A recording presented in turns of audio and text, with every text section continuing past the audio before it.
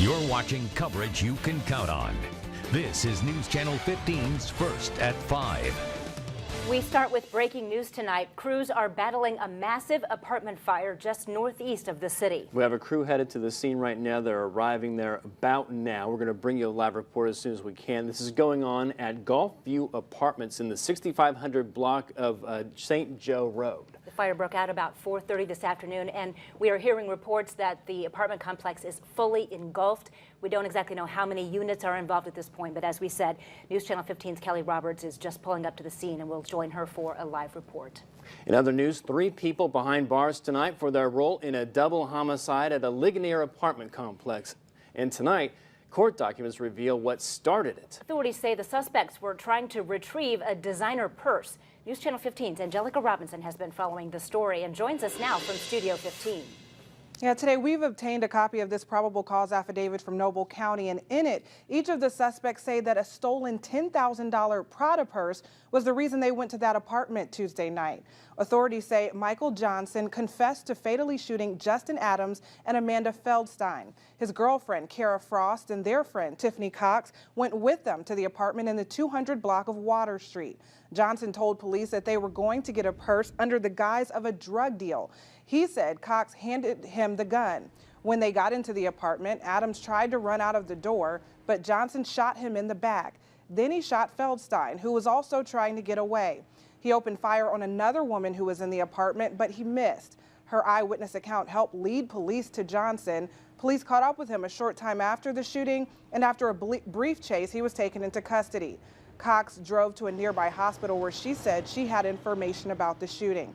Now, Johnson will be charged with 2 counts of murder during an armed robbery and 1 count of attempted murder during an armed robbery. The other 2 women will be charged with aiding in an armed robbery. In Studio 15, Angelica Robinson, News Channel 15. Hundreds of officers from around the state say goodbye to Deputy Jacob Pickett. Visitation was held today for the Boone County officer shot and killed in the line of duty. Pickett was a K-9 officer. He joined the department in 2015. His funeral is scheduled for tomorrow. Multiple law enforcement officers are planning to attend at that funeral, and you'll hear from them tonight on Nightcast. Well, snow has fallen pretty much every day this week. But is it going to continue into the weekend? Let's check in with Nicholas to find out. No, it comes to an end. Okay. All right. It's going to wind down tonight, then tomorrow we can bask in the glory of some sunshine. That will be returning for us. Right now, we're still pretty cloudy across the region with a few scattered snow showers showing up on Storm Tracker, mainly to the southwest of Fort Wayne. We zoom in and we see them from Wabash down to Marion, around Huntington County, near Bluffton, and also near Portland. These snow showers lay down a new coating of snow accumulation through the evening before they wrap up come late tonight. Our temperature sits at 29, but it feels much colder with a wind chill of 17. The wind's still strong from the west-northwest at 16 miles per hour, gusting to 26 miles per hour. Here this evening, temperatures will be falling through the 20s. Once we get to 7 o'clock, we're looking at a temperature of 29, at 9, 27, at midnight, 26. We'll be down in the low 20s by daybreak tomorrow. But the winds decrease overnight, so not as much of a chill in the air tomorrow morning as we had this morning. Coming up in your 10-day forecast, our high temperatures gradually rise as we get into the weekend. And next week, temperatures keep on rising, especially by the end of the week. I'm back to track it all for you in the 10-day forecast. Okay, thank you, Nicholas. Today, President Trump made his new tariffs on steel and aluminum imports official. A 25% tariff will be added to steel and 10% tariff on aluminum. Mexico and Canada have been exempted indefinitely. The president says his decision to impose tariffs on steel and aluminum imports fulfills a key campaign promise because American steel and aluminum workers have been betrayed. The new tariffs are set to take effect in 15 days. Steuben County's sheriff is back from a life-changing trip to Parkland, Florida. Weeks after a gunman killed 17 people at that high school there, Tim Troyer was invited to speak at a school safety commission meeting, and News Channel 15's Kaitor Pessoa met with this sheriff today. He's in the newsroom right now with more details on what he had to say. Kaitor. Troyer believes the best way to secure our schools can be found at an experimental high school in Shelbyville, Indiana. He's hoping their approach will be used nationwide. One thing that can bring everybody together, and we all agree on, is the classroom environment in our schools, not only in this state, but in this entire country, need to be safe. Steuben County Sheriff Tim Troyer has been on a mission to secure our schools for a few years now. but his trip to Parkland, Florida this week only intensified his mission. To listen to some of the survivors, listen to the parents, talk about it was just a normal day when they got up that morning. And to listen to that and see, the outcome, you want to step up and you want to do something about it. He was invited to speak at a school safety commission meeting on how to prevent school shootings. In large part, he showed how a school in Shelbyville, Indiana is using progressive technology. Southwestern High School has a secure network that's connected to an E911 call center. In the case of an active shooter, a teacher wearing a fob can activate it and alert the call center. The system then arms in 20 seconds. It locks all classroom doors, which are ballistic hardened. It also has cameras which the 911 operator can use to locate the attacker and then activate hot zones, which are smoke cannons which slow down the shooter. It's critical that we have real-time intelligence when something like this occurs, that law enforcement and people responding do not waste valuable time going in other directions. They're actually going right to the source and neutralizing that source. The system at Southwestern cost about $400,000, but Troyer believes it's absolutely worth it. Troyer is now preparing a meeting to discuss how to bring similar school systems to Steuben County. In the newsroom, Kaitor Pessoa, News Channel 15. We are staying on top of breaking news: an apartment fire on the northeast side of town. News Channel 15's Kelly Roberts has just arrived on the scene and joins us now live. Kelly, what do you know so far? Hi guys, we're here at the Gulf View Apartments across from Schoaf Park. I want to show you the main area of where this fire is touching. It was originally called in as apartments fully engulfed, but you can still see some flames coming out here, but really it's the smoke that's really noticeable here. About a half mile out, you could see this smoke coming from this apartment unit.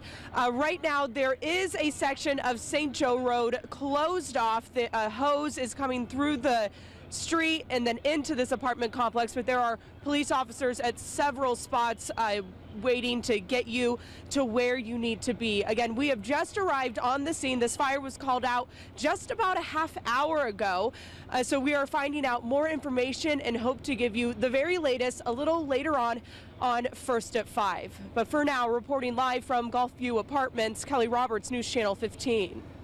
A Fort Wayne restaurant stepping up its game after 2 weeks of work. Mad Anthony back open on Broadway.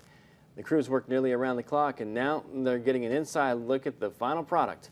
News Channel 15's Chris Darby joins us live from Mad Anthony Brewing. So what's going on there now, Chris? Hey Brett, the dinner crowd starting to make its way in here. They're also getting ready for open mic night, the first one on the new improved stage. Just a few weeks ago, we brought you inside to show you the before. Now it's time for the after. Just about everything was torn up and removed, replaced with new furnishings. We're talking new walls, flooring, seating, and decor. The bar proving to be a bit of a centerpiece, rebuilt from scratch. The goal, providing the traditional feel of the business while moving it to the future. It's an improvement the staff is making as the surrounding neighborhood begins an improvement itself. Electric works within eyeshot. Getting our area, up and going and just elevating this side of town is part of our goal. We love all Fort Wayne and we love the people that come to our restaurant, and we want to provide the best possible experience. And in doing this upgrade, it's just another way that we want to give back to the community. Aside from being home of Mad Anthony's Brews, the menu here offers American-style food. The options not changing much during the renovations. The staff, though, undergoing new training before the reopening. Now, this big update is happening during a special anniversary for Mad Anthony. More on that coming up at 6. Live at Mad Anthony on Broadway. Chris Darby, News Channel 15.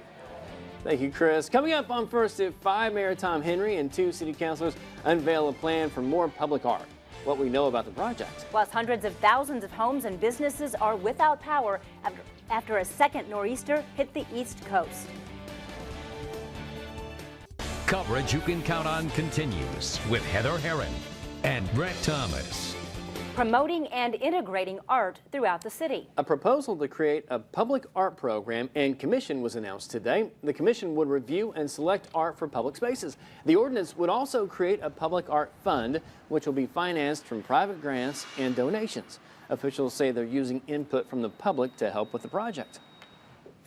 At its core, a successful public art program isn't really about art or policy per se. It's about enriching the lives of people, our city's residents and visitors. Our planning process included discussions with diverse citizens, focus groups and interviews with community leaders, business owners, developers. The ordinance will be introduced at Council Tuesday and it'll be voted on March 27th. Nearly 1 million people are without power in the Northeast after the second big storm in less than a week. Now, the heavy, wet snow and strong winds downed trees and power lines, causing extensive damage. CBS's Meg Oliver has more from New Jersey. Sparks shot out of a downed power line in Wyckoff, New Jersey, causing a small fire near homes. That's kind of scary. We're afraid to even leave our driveway because of the live wires. Hundreds of thousands of customers across New Jersey are without power following the second nor'easter in less than a week. I don't remember getting 2 feet of snow in a long time. Residents started clearing off their cars, but fallen trees made many roads impassable. Here in Montclair, New Jersey, this massive tree uprooted a huge patch of this sidewalk. It comes all the way up to my neck. Utility crews are out in force in Westchester County, New York. Many residents had just gotten power back from the last storm when it went out again for who knows how long.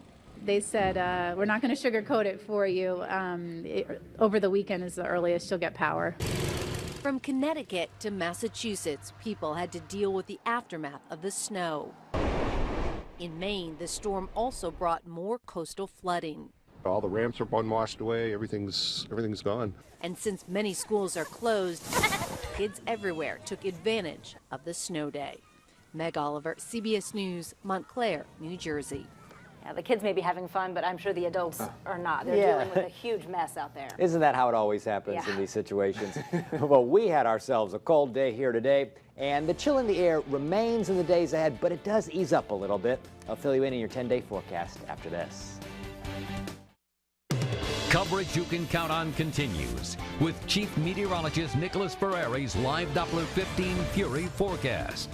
A coating of new snow picked up at the Fort Wayne Airport, and we have our new seasonal total of 28.7 inches of snow. That's 1.2 inches below average, but 13.1 inches more than we had last year. And a few snowflakes continue to fall across northeast Indiana and northwest Ohio, with a few scattered snow showers the southeastern side of Allen County. Most of the snowflakes that are flying out there are to the southwest, from Wabash down to Marion, around Huntington, Bluffton, and Portland. Those areas, you get a new snow accumulation tonight of just a light coating. The snow showers we see on the map now will be winding down within just the next couple of hours. As we head through the night, the atmosphere stabilizes, our winds decrease, and tomorrow we're going to see the clouds decrease as well, and some sunshine will reemerge for us. You can note as we look off to the west, we see a nice area of clear skies. 29 degrees our current temperature with a wind chill of 17 thanks to winds that remain strong from the west-northwest, gusting up to 26 miles per hour. 29 in Fort Wayne, 28 in Auburn, Defiance 28 for you. Huntington has a temperature of 29. Here on Futurecast tonight, we see the snow showers disappear, some lingering clouds, and we'll have a few around come daybreak. Temperatures at that point will be down in the low to mid-20s. Our low in Fort Wayne, 23. By the time we get to the afternoon, the clouds keep on decreasing, our sky becomes mostly sunny, and high temperatures get a little bit closer to 40 degrees than we have been in recent days. Still, though, a cold day. 24 degrees at 7 in the morning, at 3, 37, some sunshine, especially during the afternoon. Then over the weekend, more sunshine heads our way, and our high temperatures rise just a little bit. 41 on Saturday, Sunday 42, Monday 43 degrees. Tuesday, we cool a little bit, down to 38, but temperatures will rise nicely for Wednesday and Thursday. 46 Wednesday, Thursday 50, Friday 49. Next week, dry all week long until we get to the weekend. Saturday, St. Patrick's Day offers a chance at rain showers, a high of 57. Then on Sunday, 52 with additional rain showers. That's your latest forecast. More news after this with an update on the breaking news Kelly brought us earlier, that fire on the northeast side of town. Coverage you can count on continues with Heather Herron and Brett Thomas. President Trump called in executives from the video game industry to answer the question many American parents are asking, whether violent games are linked to violent behavior. CBS's Mola Lengi was at the hearing, and it tops tonight's story for your well-being. President Trump brought executives from the video game industry to the White House, including publishers of the graphic Doom and Grand Theft Auto series. After the school shooting in Florida last month, the president suggested violent video games may play a role in real-life violence. I have a very young son who I look at some of the things he's watching and I say, how is that possible? Republican Senator John Kennedy agrees. Clearly, part of the problem, I think, is the fact that we glorify violence and put it in the form of a game.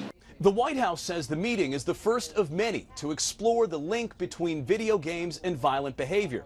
Researchers have been studying the issue for years. Duke University professor Kenneth Dodge served on the American Psychological Association's task force on violent media.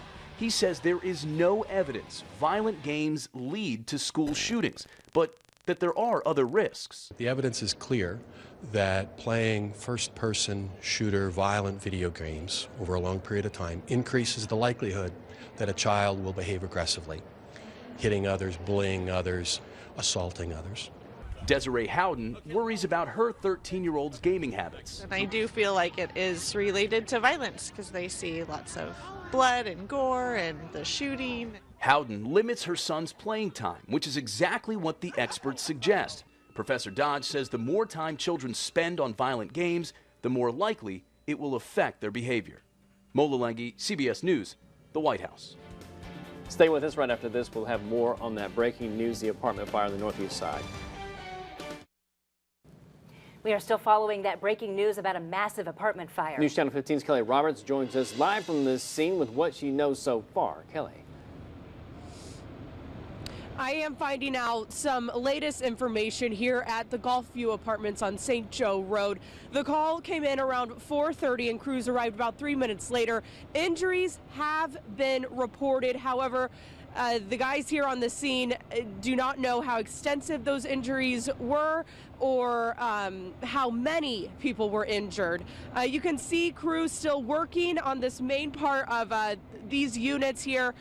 And the smoke has died down a little and the flames have died down a little. Even 15 minutes after this fire was called out, crews say flames were sky high. You could see them from, half mile away. Right now, I did talk to someone who was in the apartments when crews came knocking on doors, telling everyone to get out. She was very distraught. She says her apartment is affected by this. She did not want to speak on camera, but she said that right now she just needs to pray that everything is okay. We'll bring you the very latest coming up at 6. Live at Gulfview Apartments, Kelly Roberts, News Channel 15. All right, in your 10-day forecast tomorrow, our high 38. Winds will be decreasing on Saturday and Sunday. A lot of sunshine in the picture. 41 on Saturday, Sunday 42. Monday will be up to 43. The sky becomes partly cloudy. Then we're dry all through next work week. Be a little bit colder on Tuesday as temperatures dip into the 30s, but you can see how temperatures rise by the end of the week. Mid-40s on Wednesday, around 50 Thursday and Friday, then in the 50s Saturday and Sunday. Okay, thank you, Nicholas. More news in half an hour.